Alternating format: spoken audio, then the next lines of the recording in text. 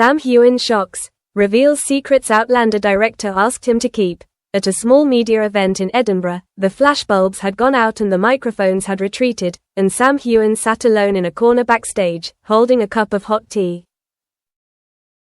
The event was over. He had just finished his fan meetings, signing autographs, and taking photos, but the heaviness on his shoulders had not yet gone away. He looked down at his hands, where the wood grain of the table was clearly visible, a rare quiet moment in his life that he had not had in a long time. Suddenly, an image of the director of Outlander appeared in his mind, standing before him, his eyes solemn, gentle, but filled with pressure. And in that moment, Sam knew he had to speak. He had to speak out all the things he had been forced to keep secret. For the first time, not to the press, not to create a scandal, but to free himself. The first request, no spoilers. Sam remembered vividly his first meeting with the main director of Outlander. The director said, "Sam, there are some important things you will know, but you must keep them secret. The audience needs to be surprised. The whole final story, how it ends, the fate of Jamie and Claire, will be known only to a few people. You are one of them, but everyone must keep quiet." Sam nodded then. The role of Jamie Fraser was a great opportunity. He did not think about the consequences of that silence. He only thought about the acting, the costumes, the script, the stunts, the intense emotional scenes. But keeping a big secret was a heavy burden to bear. Every time the reporter asked, "What do you think if the audience speculates?" he laughed, saying, "Everything is according to the author's plan, I trust in it." But in his mind, Sam was always lost, because he knew he had to hide it, even from his oldest co-star, Katrina Balfe. Nobody talks about requests, but the secrets don't stop at the end. There are smaller, more haunting details the director asked that nobody talk about. Sensitive scenes are altered. Jamie's torture scene, when Black Jack Randall captures him, the physical and mental abuse, was written into the script in great detail. But the director asked that the extremely violent parts be cut or softened, or at least, hidden, if aired, for reasons of ratings, censorship, or fear of a strong public reaction. Sam says there were nights when she was haunted after filming those scenes, not just because of the role, but because of having to explain to herself why it had to be covered up, to lessen the pain, when in the book or in the reader's imagination, it had to be. Keeping quiet about internal conflicts, there were times when the director asked Sam not to mention certain disagreements between the actors and the writers, for example, when Jamie had a line in the book changed, or when a scene that was described as the heart of the character was cut because it didn't fit with the production schedule. The actors protested, but were told, "Keep it quiet. If this gets out, it will affect the project, the director, the writer, and you." The code of silence on filming sex scenes, nude scenes, intimate scenes, one topic that Sam says is particularly heavy. Before Outlander had the consultation of intimacy coordinators, there were intimate or nude scenes that Sam was asked, directly or indirectly, not to talk about in detail. How, when, who witnessed it, who removed the props, who rehearsed it, not to reveal to anyone outside of the production. Even longtime co-stars like Katrina Balfe were sometimes kept in the dark about small details, whether the scene had been shot more sensitively, or whether it was actually filmed as it was in the script.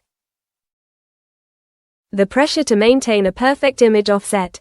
In addition to the artistic requirements, there were also director, producer requests sent to the PR staff and Sam not to mention health issues, fatigue, pressure, even injuries, even if he was seriously injured after a sword fight or horse riding scene, had a cut, a scrape, a sore back. There were days when Sam woke up with a sore shoulder, or a swollen eye from dust, or a mild illness, but still had to appear at events, still had to wear kilts, still had to smile and have a bright image. And was told, "If the press asks, just say, everything is fine," the burden of silence. Since The Secret ended, Sam felt like he was carrying a stone in his heart. That stone weighed heavily every time a reporter asked, will there be a spin-off? Will Jamie live to be old with Claire? Will the plot change like in the book? He always had to consider his words. If he accidentally said a word like end, death, separation, it could spread everything and ruin the sense of surprise that the producer wanted. In the emotional scenes, when Jamie watches Claire leave, when there is war, bloodshed, loss, Sam felt like he was not only playing a role but also playing the bearer of secrets. Every time the camera was turned off, every time the director said, cut, he had to take it back emotional off camera, because off camera, there are still people asking, the media still reading secretly, there are still social networks asking. At night, he lies alone in the hotel room, while the sounds from the event stage, from the public's greed, from the words of expectation, all echo in his mind. He wonders, did he do the right thing? Was this secret, keeping this secret, just to keep the mythical life for others, or to hide something, the pressure, the pain, the sacrifice that the product doesn't want him to see? Silent resistance. Sam wasn't the first to ask questions, but he was the one few people knew about.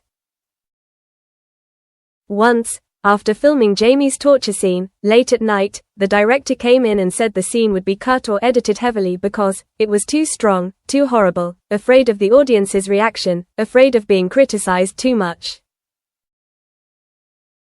Sam nodded, but inside his heart the words were like knives. He texted Katrina, saying, I feel like I'm hurting the audience and myself. But she replied softly, let's endure together. She was also asked to keep quiet. But writing in his diary, confiding in friends outside of production, finding a way to whisper to people on the crew, he did it all. Just not where the public would hear. Sam once suggested to the director that some scenes be kept in their original form for a special release, as a director's cut, so that audiences could choose to see the original or the softened version. But he was told, no, it's not allowed under contract. The producers, the network, the censorship, the PR, they all have to be controlled. A surprising moment, on the day the show finished filming the season 6 finale, Sam was invited to a private meeting with the director and the top producer. They brought a letter, from Diana Gabaldon, in which the author confirmed that Sam was one of the very few people who knew the ending of both the book and the series. However, Sam was given an official order, not to reveal the ending to anyone, not co-stars, not reporters, not fans, not even close family members. They said there would be consequences if he broke the rules. He could lose financial benefits, or be kicked off any related side projects, even spin-offs. He signed a non-disclosure agreement, a contract to keep quiet. Sam looked at the paper, thinking of the effort, thinking of the reputation, but also feeling the price of silence, isolation, living in the dark.